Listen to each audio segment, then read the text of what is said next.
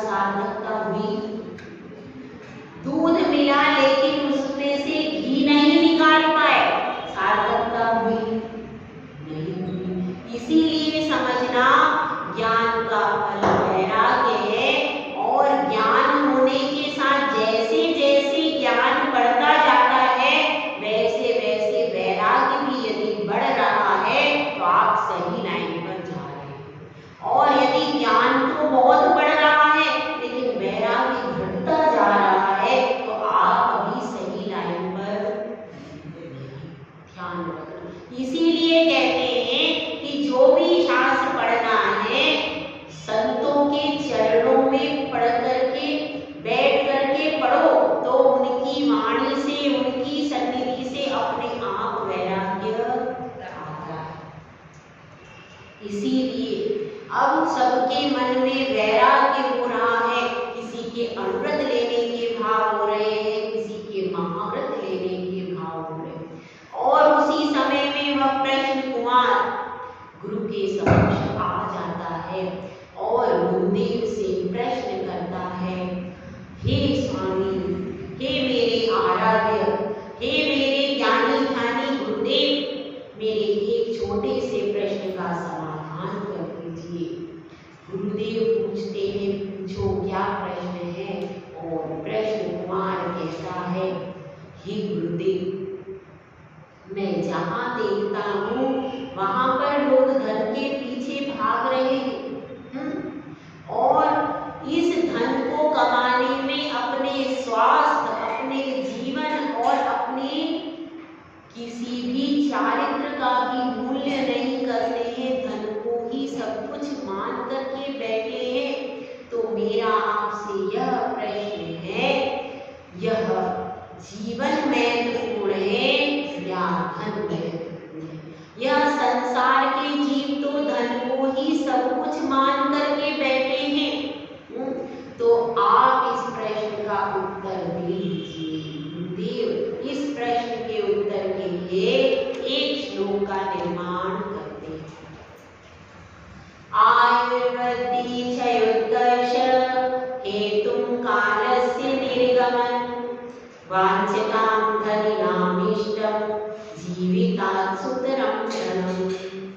इसमें कहा गया है, आयुर्वृद्धि क्षयोत्कर्ष हेतुं कालस्य निर्गमन। आयु का क्षय होता जा रहा है, आयु वृद्धि क्षयोत्कर्ष। क्या हो रहा है? आयु बढ़ रही है तो आपके इस मनुष्य पर्याय के काल अवधि कम हो रही है कि नहीं? जैसे जैसे आयु बढ़ती जा रही है तो आपकी इस मनुष्य आयु के काल कम होते जा रहे हैं कि नहीं?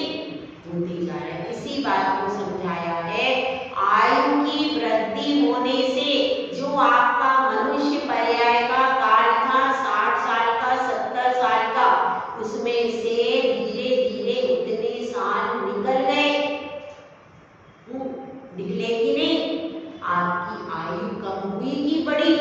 कम हो गई, कम हुई ना? कम हो गई, वो आयु बढ़ी नहीं। हम कहते आयु बढ़ गई, आयु बढ़ गई, रजत जयंती, हीरक जयंती, अरे वह आयु बढ़ती जा रही है मगर आयु घटती भी तो जा रही। आपकी मनुष्य पर्याय का जो काल था वह घटता जा रहा है, आयु जरूर बड़ी होती जा रही है लेकिन मनुष्य पर्याय का काल घटता जा रहा है। आयु वृद्धि क्षयोत्कर्ष हेतुं कालस्य निर्गमन। और उसमें वह क्या मानता है कि समय भी बीतता जा रहा है, समय भी बीतता जा रहा है। जो समय पहले था वह अब है क्या? समय भी आगे बढ़ता जा रहा है, मनुष्य पर्याय का काल भी बीतता जा रहा है और आयु आपकी बढ़ती जा रही है और आप खुश होते हैं। 10 साल का हो गया बच्चा, 15 साल का हो गया, 50 साल का, अब रजत जयंती मनाएंगे, अब हीरक जयंती मनाएंगे, अब हम स्वर्ण जयंती मनाएंगे। पर ये तो सोचो कि आपकी उम्र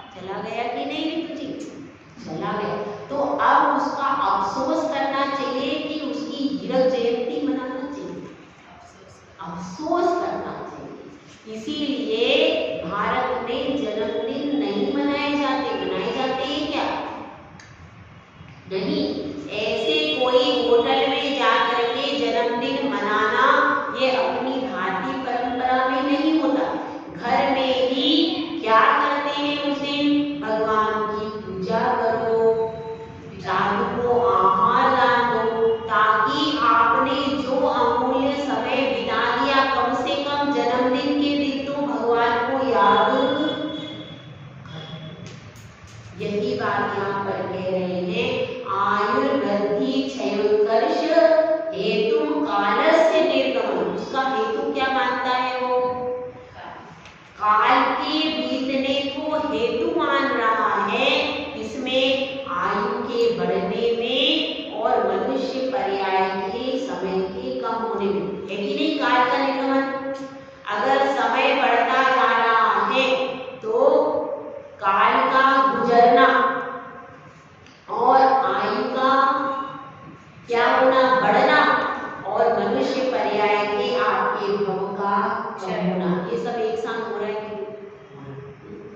तो इसका हेतु क्या है? समय का बढ़ना, समय का गुजरना। इतने साल हो गया, कौन सा साल चल रहा है?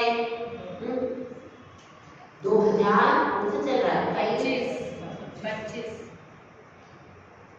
2025 चल रहा है। और बिफोर वो कौन सा चल रहा है? निर्माण संवत 2551।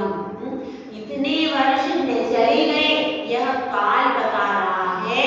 तो वांछिताम धनिनाम इष्टम जीविता सुतराम धनम, और वह क्या चाहता है? धन को ही इष्ट मानता है, जीवन से भी धन को इष्ट मान रहा है। कौन? संसारी जीव की ऐसी दशा है। और अब गुरुदेव उदाहरण देकर के बताते हैं कि हम धन को जीवन से श्रेष्ठ कैसे मानते हैं। जैसे कोई जीव फिक्स डिपॉजिट करता है, इतने साल का होता है भैया? 5 साल का फिक्स डिपॉजिट किया और उसके बाद में वो डबल होकर के पैसे मिलते, तो क्या सोचता है? वह सोचता है 5 साल कब बीतेंगे, कब मेरे हाथ में पूरे के पूरे डबल पैसे आएंगे। क्या सोच रहा है? उसकी दृष्टि किस पे? मेरे को 5 साल बाद इतने पैसे मिल जाएंगे, लेकिन 5 साल के बाद तुम्हारी आयु भी तो 5 साल घट जाएगी। ये कौन सोच रहा है? सोच रहा है कोई? 5 साल के बाद तुम्हारी आयु जो अब है, शक्ति तो तुम्हारी अब है, सौंदर्य जो तुम्हारा अब है, स्वास्थ्य जो तुम्हारा अब है, वह भी तो घट जाएगा। फिर पैसे से वो बढ़ जाएगा क्या? पैसा तो दुगना आ भी सकता है, लेकिन आपका युवावस्था, आपका शरीर, आपका सौंदर्य, यह सब दोबारा आ जाएगा क्या? ये तो दोबारा आने वाला नहीं है। लेकिन हम इस आयु की, इस शरीर की, इस सौंदर्य की, इस शक्ति की कीमत नहीं करते, केवल पैसे की कीमत करते। इसीलिए सोचते 5 साल बीत जाएंगे, अरे 5 साल में डबल होता है, अच्छा लाओ पैसा दिखा के, पर 5 साल के बाद डबल होके में, अरे 5 साल तुम जीवित रहोगे क्या? इसकी कोई गारंटी है? लेकिन फिर भी हम ये विचार करते नहीं हैं, अपने जीवन की नहीं सोचते, अपनी शक्ति के क्षरण को नहीं सोचते, अपनी आयु के बीतने को भी नहीं जानते हैं। केवल ये जानते हैं कि 5 साल में धन डबल होकर के ऐसे ही हम शादी करके इन्वेस्ट करते हैं अपने आप, शादी करके अपने आप को इन्वेस्ट करते। हम घर पे जाएंगे, फिर छोटे छोटे बच्चे होते, अब ये मेरा बेटा बड़ा हो जाएगा, मेरा बेटा क्या करेगा? मेरा बेटा बैंक में मैनेजर बनेगा, मेरा बेटा डॉक्टर बनेगा, मेरा बेटा बहुत सारे पैसे कमा के लाएगा। सही है, वह बड़ा होगा, वह पैसे कमा के लाएगा, पर इतने समय में तुम्हारी ये 20 साल की आयु जो बीत गई, ये तुम्हारे शरीर का जो पहले 20 साल पहले जो तुम्हारे शरीर की शक्ति थी, वो भी तो कम हुई कि नहीं? उसका हिसाब कौन लगाता है? पर हिसाब तो, यही तो बात यहाँ पर चल रही है कि हम धन को श्रेष्ठ मानते। हमारा बेटा बड़ा होगा, कितने लाख का पैकेज है, जब शादी करते हैं तो कन्या पूछती है लड़के का पैकेज कितने का? 1 करोड़ का। अब देख ले जाए, जिसका जितना बड़ा पैकेज लड़के का, उतनी लड़कियों की लाइफ। एक लड़के का 1 करोड़ का पैकेज उसने बताया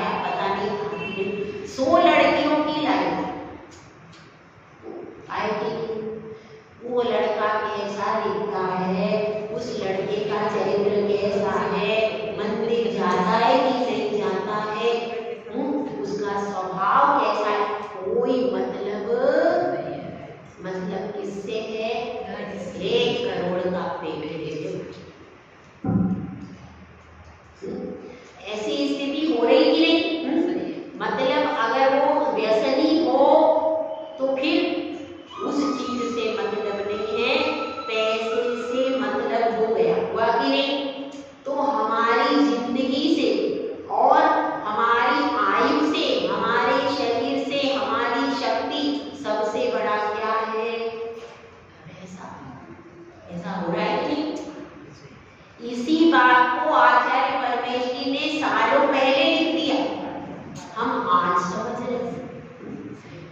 आचार्य परमेश्वरी पहले से ही सब कुछ जानते थे, इसलिए उन्होंने लिख दिया कि आयु के बीतने पर भी लोग क्या सोचते हैं कि जीवन से श्रेष्ठ धन है, इसीलिए उसकी परवाह नहीं करते। शरीर तुम्हारा कमजोर हो रहा है, 20 साल बाद जब बेटा 1 करोड़ लाएगा तब तुम्हारा शरीर भोगने के लायक होगा क्या? होगा क्या? नहीं होगा।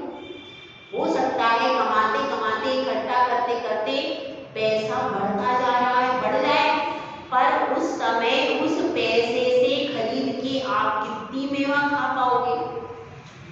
आपके शरीर में तब शक्ति ही नहीं बचेगी। हाँ, डॉक्टरों की फीस भर दो, वो अलग चीज है, मेवा तो तुम खा नहीं पाओगे। तब अपन चाहेंगे कि भाई अब हम इससे अपने शरीर में कुछ खा ले, तो अपना शरीर तब सक्षम नहीं। इसलिए इस चीज को समझना चाहिए कि अपना शरीर, अपना स्वास्थ्य और अपना जीवन, इसका महत्व समझो। यह मनुष्य पर्याय अमूल्य है। कैसी है भाई? यह मनुष्य पर्याय अमूल्य है। इसका यह जो जीवन मिला हुआ है आपको, ये अमूल्य है। इस अमूल्य जीवन को आप पानी में डाल रहे हो और उसको कमा रहे हो। जो धन यहीं रहने वाला है, तुम्हारे साथ किसी भी कीमत में जाने वाला नहीं, क्योंकि वो उद्गल है और तुम कौन हो? चेतन हो। यह शरीर भी उद्गल है, वह भी छूट जाएगा उसके रख रखाव में। मतलब हम उन चीजों के बारे में जिंदगी भर सोचते हैं जिनमें से एक भी अपनी नहीं। पूरी जिंदगी उसी में लगे रहते, बेटा बेटी की शादी कर देंगे, बहू आएगी, ये होगा, ये उत्सव करेंगे, ये करेंगे, वो करेंगे, और अपने बारे में तो सोचते ही नहीं। धन आएगा, हाँ बेटी आ जाएगी, अच्छे घर की होगी, थोड़ा ये पैसा लाएगी, ये होगा वो। इतनी पैसे के लिए हमारी प्लानिंग चलती रहती है। घर में हर चीज होना चाहिए, ये लाएंगे, वो करेंगे। इस तरह से पूरी प्लानिंग तो कर ली तुमने दुनिया भर की, लेकिन अपने लिए क्या किया? और अपने लिए कुछ भी नहीं कर पाते। एक छोटे से दृष्टांत को कहकर के अपनी बात पूरी करूंगी। एक बूढ़ा था और वह एक जंगल में गया। उस समय पतझड़ चल रहा था, गर्मी के दिन थे, मई जून का महीना। वहां पर गया, बाग तो था लेकिन वृक्ष सब सूख गए थे। उसमें एक ठूंठ था, बिल्कुल काला पड़ गया था वो ठूंठ, और उस ठूंठ में कुछ भी दिख नहीं रहा था, बिल्कुल काला कलर का था। अब वह बूढ़ा ठूंठ के पास जाता है। ठूंठ के पास जाकर के बूढ़ा उस ठूंठ से कहता है, वे ठूंठ, तू क्यों जी रहा है? ना तुझ में कोई फल है, ना कोई फूल है, ना कोई पत्ता है, और ना तुझ में कोई रंग है,